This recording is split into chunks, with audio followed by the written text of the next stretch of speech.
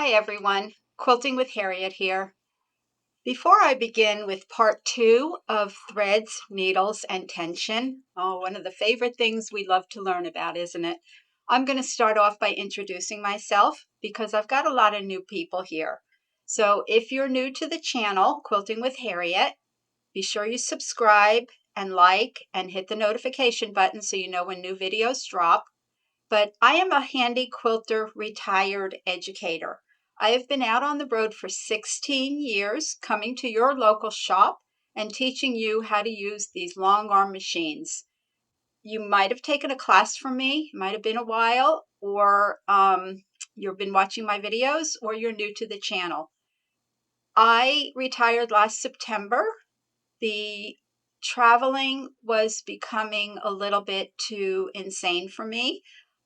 All those delays and cancellations and sitting in airports, I thought my time would be better used doing something like this. I still love to educate, and I thought I would start this channel to bring my knowledge of my Handi quilter machine, Baby Lock, or Janome as well to you in your home. So you can watch this over and over again. Be sure you watch the first part 1 video where we talked about tension yesterday. Leave me a comment if you learned something new, if you have any questions. But today what I'm going to do is I'm going to go through the threading process, and we're going to talk about needles. Okay, so let me get started with threading the machine.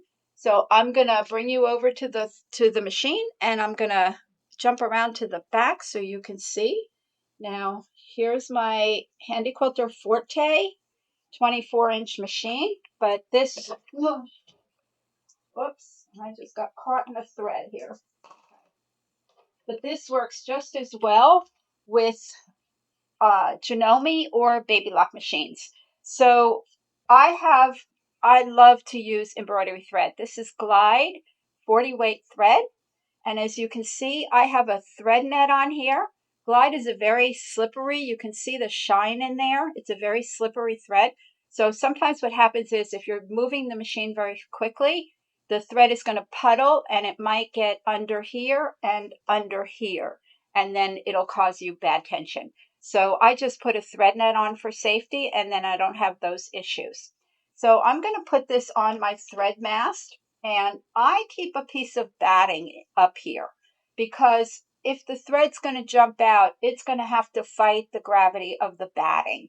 So I like to put it on the back spool holder, and then I have 2 tension loops to go through up here, and it just holds it a lot better. I just feel a little better with that. So now we're going to come and we're going to go right through this little clip here. And this is your 3-hole tensioner right here. So we want to treat this like a barber pole that goes around and around. So I'm going to go from the back, grab that thread, hold the thread out of the way, come down to the 2nd hole, grab that thread, and get that thread out of the way up on the top, and thread that 3rd hole. Now, I'm using Glide 40 weight thread, and we'll talk about threads tomorrow, but I'm going through all 3 holes. Now, I'm going to go through the little clip that's above the tensioner. Get that in there. Now, I'm going to hold this like dental floss, and I am going to come under these rings here and the spring, and I'm going to get it in that channel right through that channel, and I'm going to pull it up like I'm flossing my teeth. And then I'm going to take the thread that's in my left hand, and I'm going to bring it around my spring. And I'm going to bring it under the stirrup, and then through the take-up lever.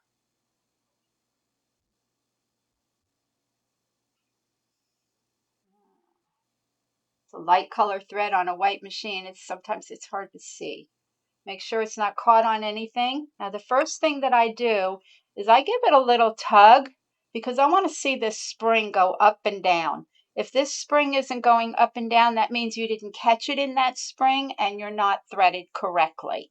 And that can give you a couching effect on the back of your quilt. And we're not couching the back of the quilt. Okay, so I'm under the stirrup. I'm through the take-up lever.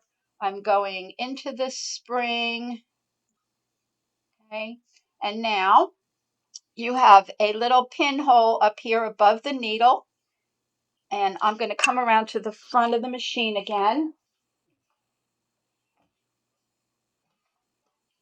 And now I'm going to go through the front of the pinhole.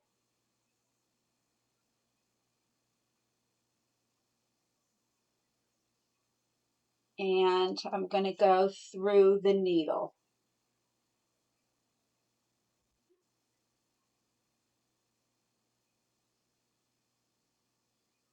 I don't have my lights on, you all, so I can't see. Okay, let me turn my lights on for the machine because I can't see the eye of the needle. Now I put my finger in the back of the needle so I can really see it, where that hole is. And I've got it threaded. Okay, so that's how I thread the machine. Now, if you have an Amara Forte Infinity machine, I'm going to move you just a little bit so you can see this. On your screen, you have an information button. You have your stitch count, your machine time, your hardware, and software versions. Over here, there's a needle. If you push that needle, you're going to see it's going to tell you what size needle for what size thread you need. The next one is the machine, the threading of the machine. So if you ever get lost, here's 1 to 3, just like I did. And then through the barber pole and the tension disc. So that's all on board of your machine, so you can see that. So I'm going to show you a little trick that I use when I am changing my threads. So I have another thread over here that I'm going to put on. Scissors gone. Grab my scissor. Okay, so all I'm going to do, I don't want to have to thread the whole machine again. So I'm going to cut this thread. I'm going to move it out of the way. Bring this one back. And now I'm going to take these 2 threads, there's the 2 ends, and I'm just going to make a knot. And now I've got those 2 threads together. Let me come around to the front again. And now I'm going to take it out of the needle. And here's a little tip. Sometimes I leave it in the needle and it goes through. I'm going to take my fingers and I am going to separate my tension disc because I don't want that knot to get stuck or to drag through that tension disc. So I'm just going to open that up, and now that thread is just going to glide right through there. There you go. There's a little trick for you. I never learned that because I didn't have a serger, but everybody knows that trick if you have a serger. So I was late to the party learning that trick. Okay, so there's your threading of your long arm machine. So now we talked about tension yesterday. So now that I changed my thread, I would go ahead and make sure I have a new needle in there. And I would check my tension on the side like I did in part 1. But we're going to talk about needles right now. So your machine came with needles, thread, oil, a nice little accessory kit. The brand of needles are Grossbecker. Schmetz makes a needle. I have not tried those. I have always stuck with what the manufacturer sells. And you want to make sure that it's the right system number for your machine. So on your needle case, it tells you several numbers there. You're looking for a 134 or a 135. And it's the size, this is the number 10, so it's an 18 needle. Just make sure you can take your package with you and then get the right system for your needle. That's what I'm looking for, the right system for your needle. Okay, so once you've got your needles, you need to decide what size you're going to use. And I showed you where you can find that. Or if you go to Superior Threads, they have great education on their website, superiorthreads.com, and you can look up needle sizes for thread. Now, a lot of people I see on Facebook groups, they say, what size needle do I need for batik?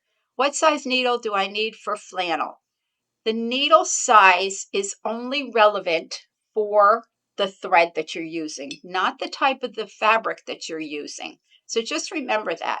If you're using a 40 weight thread, I like to use a size 18. You can use a 16, but if you have issues, you're going to go up a size. So if you're breaking or shredding, you might want to try going up a size needle. So I always start with an 18 because I know I'm not going to have any issues with that. If you're using the finer the thread, the number goes up on the thread. So 100 weight silk thread is very, very fine. You're going to use a smaller number needle, like a 12 or a 14. So you want to get that in your head that the numbers are, one goes up, one goes down on the needle or the thread. But the needle is relevant to the thread that you are using. So here's your needle for your long arm machine.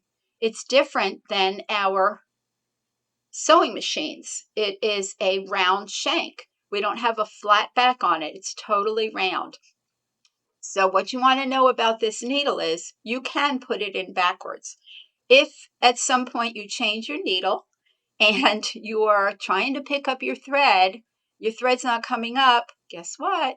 You have the needle in backwards. So that's your first indication. If that bobbin thread doesn't come up, you have the needle in backwards. So just take it out, turn it around, and you can start again. Okay, so the needle has several different parts to it. The front of the needle has a groove. I can stick my nail in there and I can go up and down that groove. That's where, when you're using thread, that thread sits, when you're using the correct size needle for your thread, the thread sits in this groove and the groove protects the thread. In the back, you have a scarf, a cutout. If you can see that, there's a cutout there. And what that is, when the hook comes around to grab that thread, it will pick it up and form your stitch. If your thread is sticking out of your groove here, it might pick it up late or early, and you'll have either a shredded thread or a broken thread. So you want to make sure that your thread is the correct size for your needle. Okay, so make sure it's all the way up in the shaft. So when I take out my old needle, I will put the new needle in and I'll hold it up with my finger, and I'll use my other hand to tighten the screw on there. And then if you have, let me grab it real quick. Sorry, I wasn't there. If you have access to these little magnets, your retailer will sell them, or you can get it on Amazon. These magnets will stick on your needle. So it won't stick on this one because it's not magnetized, but when I put my needle in, I'll put this little magnet right at 6 o'clock. So if my needle's in correctly, that needle will point straight at me. The little magnet will point straight at me. If my needle's in wrong, it might be off to the side one way or the other way, and I know it's not straight. So this is a good indicator of if your needle's in correctly, a little magnet, or you can use a pin or the needle you just took out and put that in the eye and see which way it's going, left or right or straight on. You want the needle to be straight on. Now, there are some times when you can change the timing of the needle, not the timing of your machine, the timing of the needle, by turning it to maybe 5:30 or 6:30. I think 5:30 is for shredding and 6:30 is for breaking. So that is something that we don't do very often. Maybe us experienced quilters will do that once in a while, but you can change the timing of the needle. It's not the timing of your hook, it's the timing of when the hook will pick up the needle for your thread. And that might solve your shredding or your breaking. So that is threading your machine, needle size, where to find the information, either superiorthreads.com or on your Amara Forte, Amara 2420 or Infinity 26. You can find the information on board your machine. And then always check your tension when you change your thread. And then you're ready to baste your quilt and be ready to go. So tomorrow, I think I'm going to do, or for part 3, I'm going to do just a short video telling you about threads that you can use and what they would be used for and how you would set it up on your tensioner. So be sure to hit the like button and also hit, if you're a subscriber, hit the notification bell so you know when those videos are available. I hope this helped you. If you're new, that you learned something about your machine. If you're seasoned, maybe you picked up another tip using a thread mast or using a piece of batting in your your thread mast. So be sure to tune in for part 3. And if you haven't watched part 1, watch that one. And I'll see you next time with talk about threads.